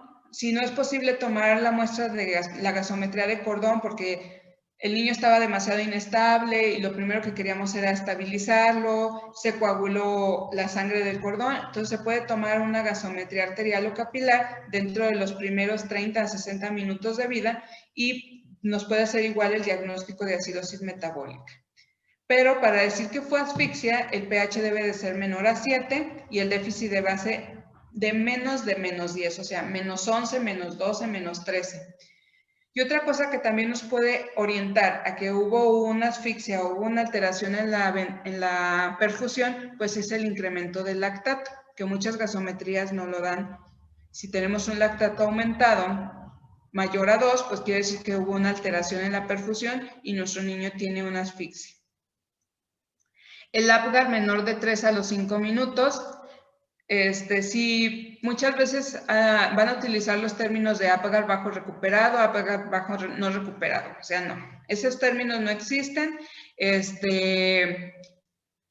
Entonces, nada más, si nuestro niño persiste con un Apgar menor de 3 a los 5 minutos, quiere decir que ese niño estaba tan deprimido que no pudimos recuperarlo. Imagínense, ¿qué necesitamos para tener un Apgar menor de 3 a los 5 minutos? Que tenga frecuencia cardíaca, ¿qué nos puede dar? Una frecuencia cardíaca mayor a 100, que nos dé 2 puntos, y que nuestro niño tenga crocianosis. ¿Sí? O sea, entonces, que no tenga esfuerzo respiratorio, no tenga tono, no tenga irritabilidad refleja. O sea, puede ser niño que tiene frecuencia cardíaca más de 100 y que empieza a mejorar la coloración, pero que todavía tenemos acrocianosis. Entonces es un niño que pues un Apgar menor a 3 pues va a estar demasiado deprimido, no pudimos recuperarlo, son niños que a los 5 minutos ya están intubados, están siendo ventilados y que mejoró la cardíaca, pero no tienen esfuerzo respiratorio, no mejora la coloración, no mejora el tono por tanta depresión que tuvieron o por tanta falta de oxígeno que tuvieron antes de nacer. Y lo de falla orgánica múltiple, pues lo más grave es la encefalopatía hipóxico-isquémica, la que nos va a generar más secuelas neurológicas, pero también puede haber daño a nivel digestivo, que tengamos intolerancia a la vía oral, que el niño desarrolle enterocolitis necrotizante, hemorragia digestiva. A nivel hepático podemos tener elevación de las transaminasas de TGO, TGP, DHL, que incluso la podemos utilizar como ayuda en el diagnóstico. Si están elevadas estas enzimas, pues nos ayudan a justificar el diagnóstico de asfixia perinatal. Nuestros niños pueden desencadenar por la hipoxia alteraciones a nivel respiratorio, algo leve como una taquimia transitoria del recién nacido, o niños que ya tuvieron un meconio y desarrollaron síndrome de aspiración de meconio y por la misma hipoxia pueden llegar a desencadenar hipertensión arterial pulmonar persistente. A nivel cardiológico pueden ser niños que están chocados, que tienen hipotensión, alteraciones en el ritmo. Generalmente son niños que tienen bradicardias, que tienen frecuencias cardíacas limítrofes entre 100 y 110 por esta depresión miocárdica. Insuficiencia miocárdica transitoria, choque cardiogénico y hay una elevación de la CPK MB, fracción MB y elevación de la troponina 1. Y estos niños generalmente requieren un apoyo aminérgico, dobutamina, para ayudarles un poquito a ese miocardio por la hipoxia. Hagan de cuenta que se infartaron, que ese niño se infartó por la falta de oxígeno. A nivel hematológico vamos a tener trombocitopenia, poliglobulia, leucocitosis por la hipoxia. Son niños que pueden llegar a tener una falla renal secundaria a la hipoxia, tener oliguria o incluso llegar a la anuria, hematuria, proteinuria y falla renal aguda. Y el eje hipotálamo suprarrenal puede estar suprimido y va a haber una elevación sostenida de cortisol en el plasma, y son niños que tienen hiperglucemias persistentes.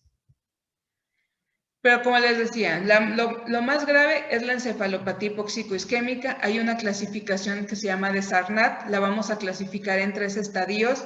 En cuanto nace nuestro niño y en cuanto se logra estabilizar, debemos de ver en qué estadio de Sarnat está. Dependiendo del Sarnat en el que esté, pues es el tratamiento que se le va a dar a ese niño.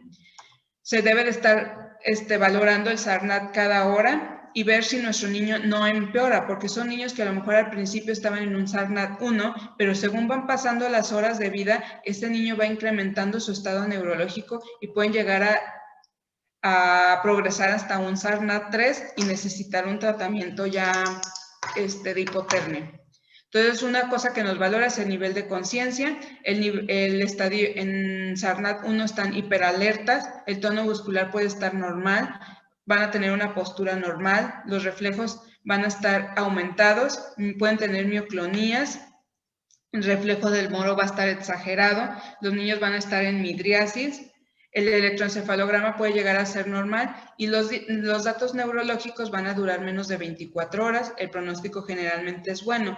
Los niños Sarnat 1 son niños irritables que están llore, y no tienen sus 3 periodos de transición, sino que se supone que ya deben de estar en el segundo periodo de adaptación y no entran nunca a ese, sino son niños que están hasta con movimientos exagerados, y así como les comento, súper irritables.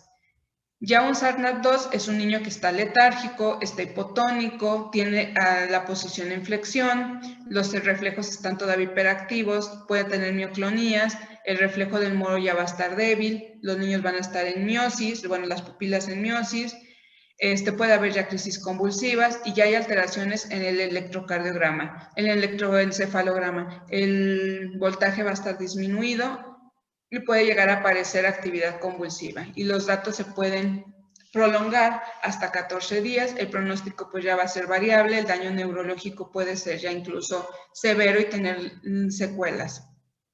El Sarnat 3, que es la parte más severa, pues el niño puede estar estuporoso o incluso en coma, flácido, con posición de descerebración, no va a haber reflejos osteotendinosos, no va a haber mioclonías, no va a haber reflejo del moro,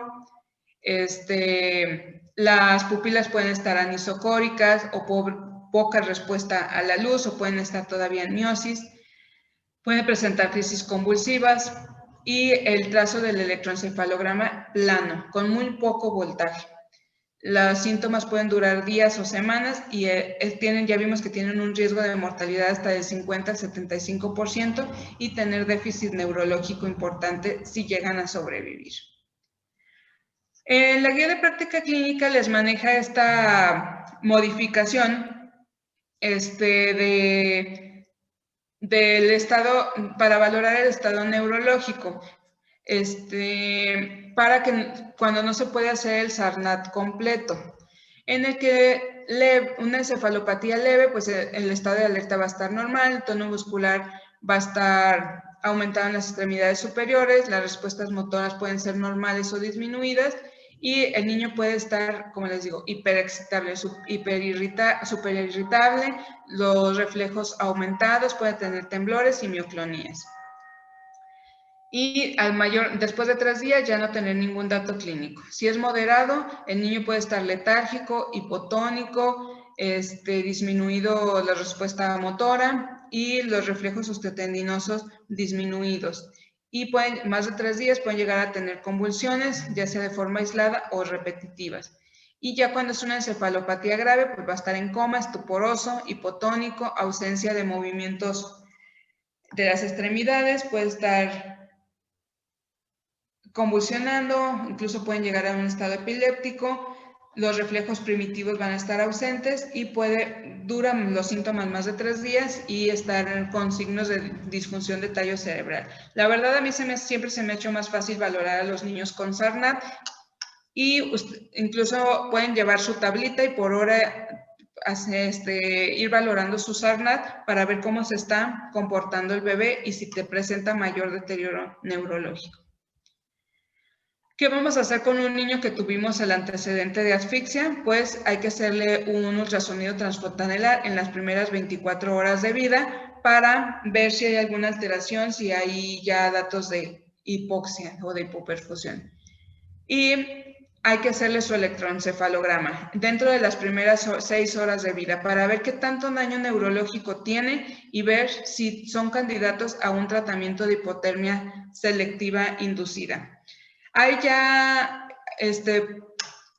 muchas veces, pues estos niños no tienen hora de nacer, entonces la disponibilidad para tener un electroencefalograma completo, pues es muy difícil a ciertas horas del día. Entonces ya hay un electroencefalograma que tiene solamente 5 canales, no es el completo, el casco el que les ponen a todos el 10-20 que se utiliza normalmente, sino que nada más tiene 5 canales y es fácil de interpretar y nada más es para ver el estado neurológico del niño en esta etapa aguda y lo tienen disponible en USIN, se le puede colocar al niño en cualquier momento y de eso va a depender si requiere tratamiento de hipotermia o no.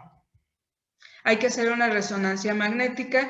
Muchas veces no se les hace en la etapa aguda porque pues no todos los hospitales tienen disponible el resonador y aparte hay que trasladar al niño, generalmente se les hace ya de una manera más tardía solamente para completar su protocolo de estudio y ver qué tanto daño neurológico quedó. Para detectar lesiones hipóxico-isquémicas puede haber infartos cerebrales focales o múltiples, cambios sistémicos globales, encefalomalacia quística, que es lo más severo, lo más grave, infartos cerebelosos en ganglios basales, tálamo y tallo cerebral. Puede ser sustituida la resonancia magnética por la tomografía, si no es posible realizar la resonancia y si es más fácil realizar la tomografía, pero pues no vamos a tener los mismos datos ni la misma claridad como una resonancia y aparte la cantidad de radiación que nos da una tomografía es mayor que la resonancia, entonces siempre se prefiere, si es posible, esperarnos a la resonancia. Se puede hacer una angiografía por resonancia para identificar la lesión vascular, para detectar cambios tempranos y durante la primera semana de vida, pues detectar la extensión de la lesión para ver pronóstico. Pero pues también como se tiene que mover, trasladar al resonador, pues muchas veces es un poco difícil. Entonces en los primeros días de vida, pues generalmente se prefiere el ultrasonido que se puede ir a tomar a su pie de cama. No es invasivo y se puede hacer en la USIN, ¿no? Y sin necesidad de trasladar al bebé. Entonces, el tratamiento es la reanimación, ¿sí? En el momento de nacer, en el momento en el que nosotros, el ginecólogo nos avisa que ese niño puede llegar a tener alguna asfixia, que ya está teniendo alteraciones en el trazo, que ya está bradicárdico, que está taquicárdico, que tiene meconio, todos los antecedentes maternos, o que llegó de urgencia con un prolapso de cordón, o que está sospechando desprendimiento de placenta, pues prepararnos, en el que nuestro niño puede ya tener una hipoxia prenatal y que va a necesitar una reanimación avanzada. No sabemos cuánto tiempo ha estado en hipoxia. Entre más tiempo esté en hipoxia, más trabajo nos va a costar estabilizar ese niño. Entonces, siempre estar preparados de que probablemente vamos a llegar a hacer todo el algoritmo de reanimación en estos niños. Algo importante que debemos de cuidar siempre es evitar la hipertermia. Mantener a nuestro niño, si es posible, colocarle el sensor de la cuna para que se mantenga una temperatura constante. La hipertermia me causa más daño que la asfixia, entonces siempre evitarla, trasladarlo a la USIN en cuanto esté estabilizado, la vigilancia neurológica con el Sarnat, apoyo ventilatorio si es necesario, hemodinámico porque ya vimos que pueden llegar a tener esa depresión miocárdica. Son niños que se van a mantener en ayuno por lo menos 48 a 72 horas y el control metabólico. Entonces, lo más importante, lo que primero tenemos que cuidar es el cerebro, ¿sí? Entonces, hay que hacer una vigilancia neurológica, primero con nuestra valoración de SARNAT y utilizar el electroencefalograma integrado por amplitud, que les digo que es un electroencefalograma portátil que está en algunas unidades de USIN, en el que es menos complejo, que solamente utiliza 5 canales, uno frontal, 2 parietales y 2 occipitales. Entonces, se conectan estos 5 sensores, se está monitorizando en el electroencefalograma y realmente no hay tanta ciencia como los otros electroencefalogramas, sino nada más nos dice voltaje y si presenta crisis convulsivas. Ya este aparato está programado para decir en qué momento se altera el voltaje o incrementa la impedancia y ya nos dice, empieza a sonar una alarma cuando él detecta algún cambio y empieza a convulsionar y tiene convulsiones el niño. Entonces ya podemos empezar la monitorización desde las primeras horas de vida. Si tenemos una alteración neurológica, pues empezar tratamiento de una manera temprana, tratamiento con las crisis convulsivas. Y hay que iniciar un tratamiento de neuroprotección, ya sea con medicamentos o con hipotermia terapéutica. Ya vimos esa ventana terapéutica que tenemos. Entonces podemos nosotros durante esas primeras 6 horas de vida meter a hipotermia terapéutica. ¿Con qué objetivo? De que mi bebé se mantenga en esa etapa de reperfusión, donde evitar que llegue al segundo periodo, donde hay una depresión otra vez energética, donde vuelve a desencadenarse esa cadena de estrés oxidativo, radicales libres, producción de óxido nítrico. Entonces, mantenemos al niño en hipotermia, bajamos sus requerimientos energéticos, bajamos sus requerimientos de glucosa y mantenemos el cerebro en stand-by por 72 horas para que esas neuronas que estaban apenas en el proceso que todavía no desencadenaban la apoptosis, pero que ya tenían un daño, se puedan recuperar y nuestro niño tenga el menor daño neurológico. Entonces, ahorita esta es la hipotermia terapéutica, se manejan los niños con una temperatura entre 33 y 34 grados centígrados y el tratamiento dura 72 horas. Y todo ese tiempo que están en hipotermia terapéutica deben de tener un monitor del electroencefalograma para ver su actividad y para ver si tienen algún cambio, si presentan crisis convulsivas. Entonces, si nosotros observamos en el electroencefalograma que ya hay cambios y que está convulsionando nuestro niño, pues nuestro medicamento de primera elección es el fenobarbital. Desgraciadamente, fenobarbital pues únicamente tenemos bioral y estos niños están en ayuno. A veces las condiciones gastrointestinales no son las adecuadas, ya vimos que pueden tener enterocolitis, sangrado de tubo digestivo y a veces no es posible dárselo y nos tenemos que ir a nuestra segunda opción, que es la fenitoína. Fenitoína, pues afortunadamente sí la tenemos IV y podemos iniciarla.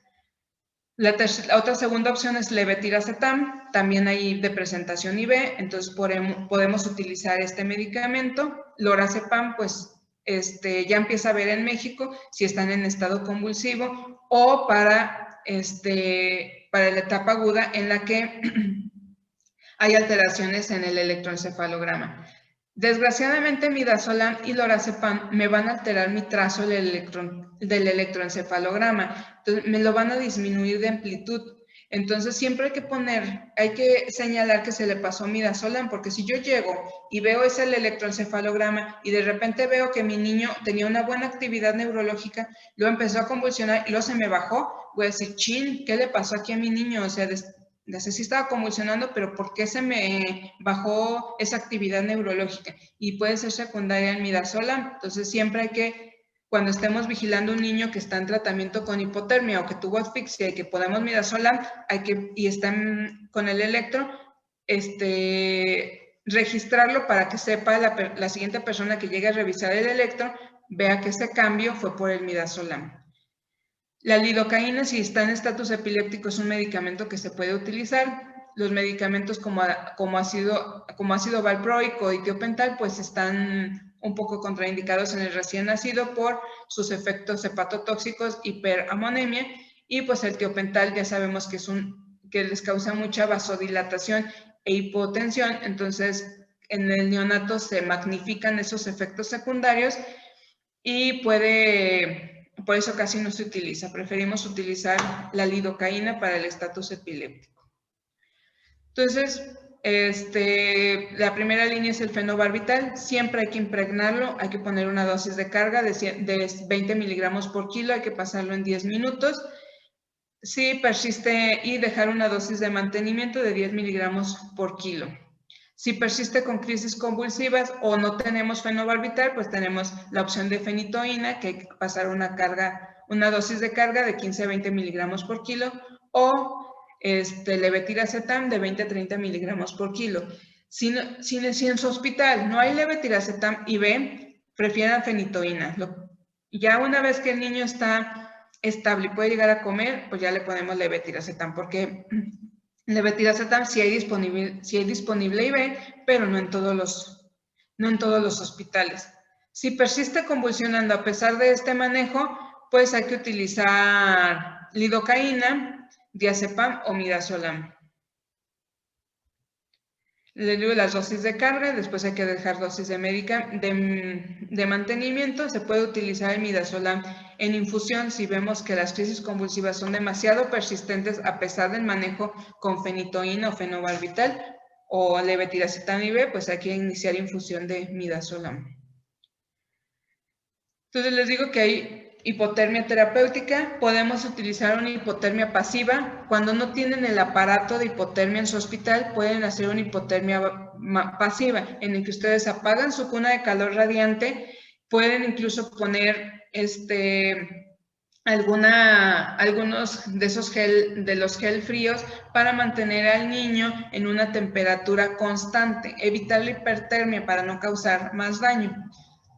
Realmente no se han hecho estudios si esta hipotermia pasiva funciona o no, si trae menos efectos secundarios o no, pero pues si no tenemos otra cosa, pues es algo que podemos intentar para evitar el mayor daño neurológico. Y otra, la hipotermia activa, es un mecanismo terapéutico, utilizamos esas 6 horas de ventana. Hay dos tipos de hipotermia. Una es el enfriamiento selectivo de la cabeza, en el que únicamente voy a utilizar la hipotermia en la cabeza, y los últimos ya es una hipotermia corporal total, en el que utilizo un colchón que me enfría al niño, pero ya todo el cuerpo. El que hay aquí en Aguascalientes, pues es en la cabeza. Se inician las primeras 6 horas de vida, se mantiene una temperatura entre 33 y 34 grados y el tratamiento dura 72 horas. Se les coloca este casco que está lleno de agua, y este aparato es el que me mantiene toda la temperatura. Entonces, este aparato me dice cómo se va funcionando. Ya él me dice exactamente, él me cuenta las 72 horas. No necesito yo anotar exactamente a qué hora inicia. Este aparato me lo va cuantificando y se mantiene al niño 72 horas en hipotermia. Tiene efectos secundarios. Imagínense estar ustedes en 33 y 34 grados, entonces es un niño que se tiene que mantener bajo sedación para que no sienta dolor. Hay que mantenerlo con una infusión de fentanil, que es el que me afecta menos el electroencefalograma, para que no sienta nada de dolor. O sea, pobres niños, imagínense, están fríos en 33 y 34 grados.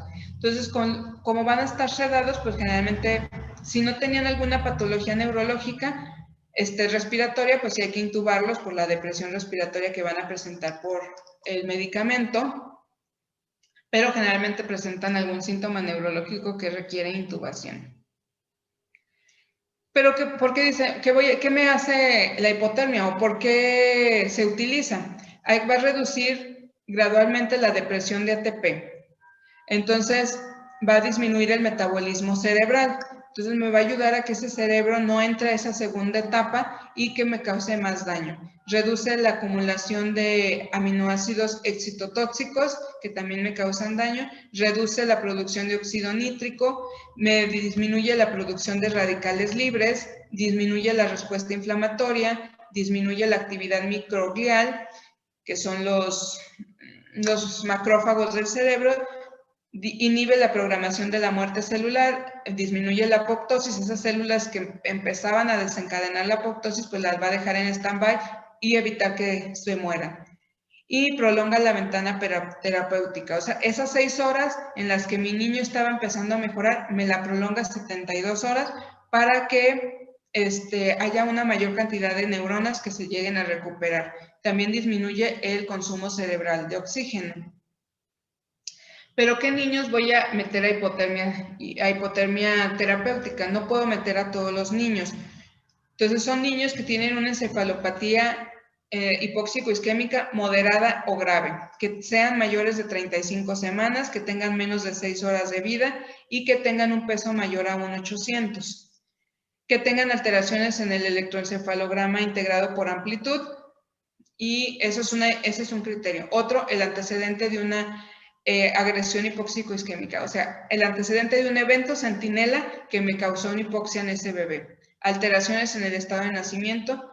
Aquí me manejan un Apgar menor de 5 a los 10 minutos, el pH de 7 en la gasometría menor a 7, un déficit de base mayor a menos 16, en sangre de cordón o que se tomó en la primera hora de vida. Necesidad de ventilación mecánica por 10 minutos después del nacimiento. Esos niños que ustedes lo intuban, mejoró la frecuencia cardíaca, mejoró coloración, pero que no tienen esfuerzo respiratorio, que tienen que seguir ventilando por lo menos 10 minutos, quiere decir que sufrió una hipoxia importante, que el niño todavía no puede llegar a tener automatismo respiratorio, y necesidad de reanimación cardiopulmonar avanzado. Si nuestro niño tiene por lo menos 1 o 2 de estos criterios, hay que meterlo a hipotermia terapéutica, pero lo que nos va a definir más es la encefalopatía hipóxico-isquémica.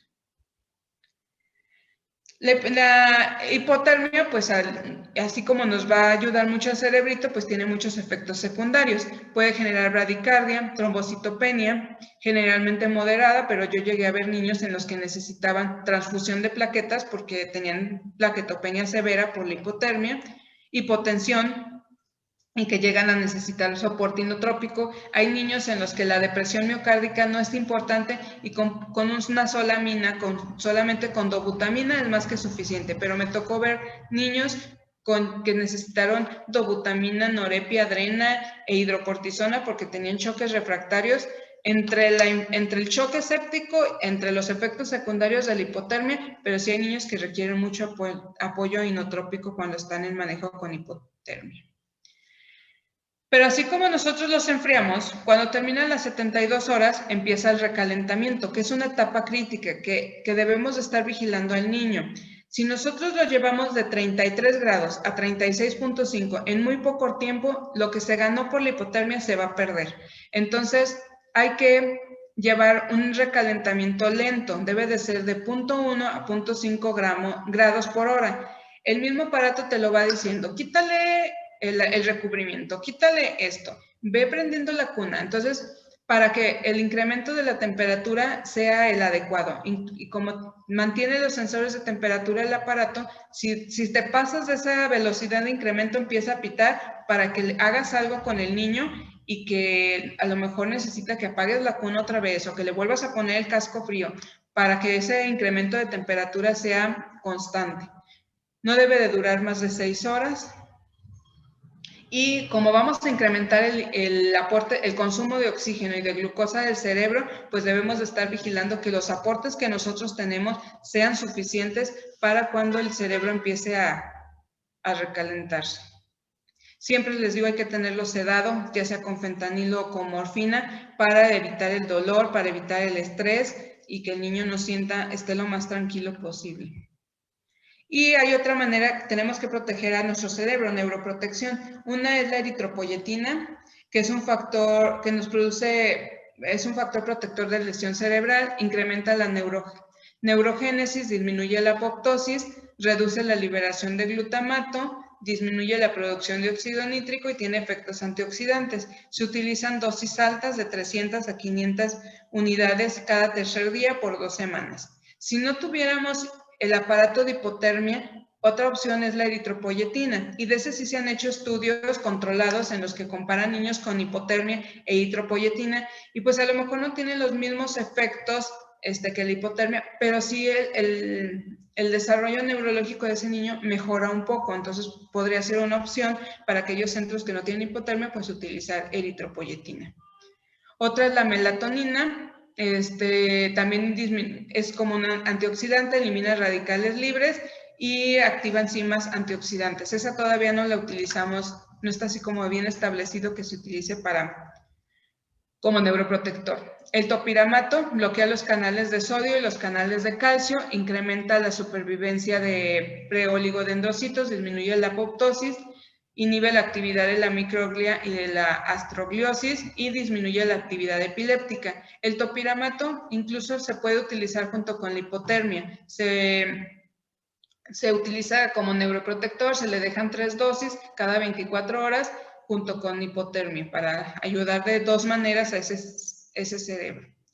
El sulfato de magnesio, incluso administrado en la madre y en el niño, es como neuroprotector, disminuye la excitotoxicidad, disminuye la respuesta inflamatoria, estabiliza la membrana celular e inhibe la liberación de radicales libres.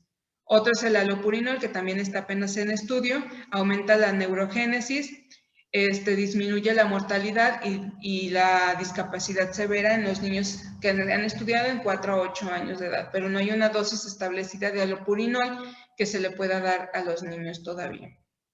No está indicado el uso de esteroides ni de manitol, porque no hay un citotóxico, entonces no se debe de utilizar en los niños con encefalopatía hipoxico-isquémica. El apoyo ventilatorio, pues hay que evitar los extremos, evitar hipoxemia e evitar hiperoxemia. Hay que evitar la hipocapnia y la hipercapnia y siempre cuando estén en hipotermia terapéutica, pues mantenerlos en ventilación mecánica y evitar que desarrollen una hipertensión arterial pulmonar. El apoyo hemodinámico, nuestra meta es mantener una presión arterial media mayor a 40 milímetros de mercurio, evitar la hipoperfusión cerebral. Les digo, con la hipotermia podemos tener bradicardia sinusal, entonces utilizar un cronotrópico, generalmente utilizamos dobutamina. Si la dobutamina falla y necesita mayor apoyo, norepinefrina. Los niños van a estar en ayuno, se tienen que mantener por lo menos 72 horas. Acuérdense que cuando hay un evento hipóxico, el cuerpo distribuye su circulación, el poco oxígeno que tiene a los órganos vitales, que es corazón, cerebro y riñones. Entonces descuida los demás órganos, entonces los intestinos van a estar hipóxicos. Entonces necesitamos que dejar reposar esos intestinos por lo menos 72 horas y durante esas 72 horas administrar nutrición parenteral. Después de las 72 horas empezamos a alimentar, pero con estímulo. Nada más unos mililitros para ver cómo está funcionando ese intestino, qué tanto daño quedó en ese intestino. Hay que mantener el control de glucosa, mantener entre 46 miligramos por decilitro y menos de 156 las primeras 24 horas. Después de las 24 horas a 60 miligramos por decilitro. Hay que estar tomando controles de electrolitos todos los días desde el primer día, sodio, potasio, cloro, magnesio, pruebas de función renal. Hay que mantener un aporte de líquidos casi siempre bajo, más bajo de lo que manejaríamos para un niño de la misma edad gestacional sin hipotermia, de 55 a 70 mililitros por kilo día. Hay que individualizar el tratamiento hidroelectrolítico. A veces estos niños tenemos que iniciar el aporte de sodio antes de las 48 horas de vida. Y siempre mantener balances negativos. Y estos niños muchas veces no se pueden pesar para ver el descenso de peso. Entonces nada más pues está con los balances, pues ver más o menos qué pérdidas tienen. Y estos niños van a tener pérdidas insensibles bajas porque van a estar en hipotermia, pero hay que ver que no pierdan de alguna otra manera. Por los esfuerzos respiratorios, que no estén irritables, pues hay que mantenerlos dormidos. El pronóstico pues va a depender del grado de encefalopatía hipoxico-isquémica. Los leves casi siempre quedan con secuelas leves, los moderados pues ya con secuelas más importantes y los graves son los que quedan niños con daño neurológico muy importante. Una vez que este niño sale de hipotermia hay que darle un seguimiento, mandarlo a rehabilitación física con el neurólogo, el gastro, nutrición, oftalmo, porque pueden llegar a tener alteraciones audiológicas, hacerle sus potenciales auditivos, visuales.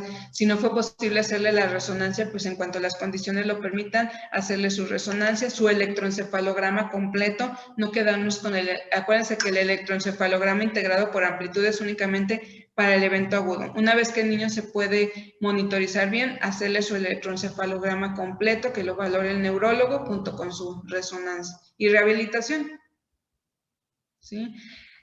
¿Alguna duda? Realmente la asfixia es un tema que a mí en lo particular me gusta bastante. Se han estado estudiando ya muchas cosas. En el hospital donde yo hice la residencia no teníamos hipotermia, entonces teníamos que buscar alternativas para que nuestros niños que estaban asfixiados pues tuvieran un mejor pronóstico. Ya cuando yo empecé a trabajar aquí en el Hospital de la Mujer, que sí tienen hipotermia, pues es otro, o sea, los niños sí quedan con un daño neurológico, pero intentamos que el daño neurológico sea el menos posible. Entonces sí, sí intentar así como que evitar el daño, cuidar a esos niños, todos esos cambios hemodinámicos y lo más importante, la reanimación. ¿Alguna duda? Afortunadamente el electroencefalograma trae en una tarjetita en el que el electroencefalograma integrado por amplitud, porque si a mí me preguntas del electroencefalograma normal, la verdad siempre se me ha hecho muy difícil, pero el electroencefalograma integrado por amplitud trae una tarjetita en el que nos dice, este trazo es normal, este trazo es anormal, y así son las crisis convulsivas. Y te dice qué amplitud, entonces, si ustedes no lo saben leer, nada más agarran su tablita y lo ven. Y les digo, y el aparato ya es muy diferente, que ya nos avisa. La última actualización que le hicieron a ese aparato, le pusieron el de que detectara las crisis convulsivas. Entonces, cuando él detecta algún cambio en amplitud, en integridad, la integridad del trazo, luego lo empieza a pitar y ya tú vas y ves el trazo y dices, ah, sí está convulsionando. O no, saben que fue nada más un artefacto porque lo estaban aspirando y el niño no estaba bien sedado y nada más fue un artefacto. Entonces, pero es importante estarlos vigilando. La verdad, cuidar a un niño en CULCAP es un reto porque tienes que estar viendo todo, electroencefalograma, el monitor hemodinámico. Les digo, hay niños que se te descompensan hemodinámicamente mucho. La glucosa, como disminuye su requerimiento de glucosa, luego tienes que estar vigilando que el aporte de glucosa sea, que no te estés excediendo, y ver los electrolitos. Muchos te hacen, hay que checarle la procalcitonina, hay que estarlos monitorizando con procalcitonina cada 24 horas, porque no te van a dar datos de respuesta sistémica inflamatoria. Entonces, si están infectados y a lo mejor no tienen ningún factor de riesgo para infección, pero ahí la mamá tenía algún, o se infectó en algún momento, hay que estar por eso tomando procalcitoninas para detectar esos cambios, porque ese niño no me va a dar nada, ningún dato de sepsis. Entonces, por eso tengo que estar checando esas procalcitoninas para detectar en qué momento iniciar los antibióticos. Que ya por rutina, la mayoría de estos niños que entran en hipotermia se les ponen antibióticos desde el inicio, porque son niños multiinvadidos y ya valoras si dejas un esquema corto o llevas tu esquema a 7 días, dependiendo cómo evolucione. ¿Dudas? ¿No? Entonces, nos vemos el miércoles para la revisión del examen y crisis convulsivas neonatales. Gracias, doctora. Gracias, doctora. Doctora. Doctora, Gracias, doctora. ¿podría enviar las presentaciones, por fin? Sí, ahorita se las mando. Ok, muchas gracias. De nada.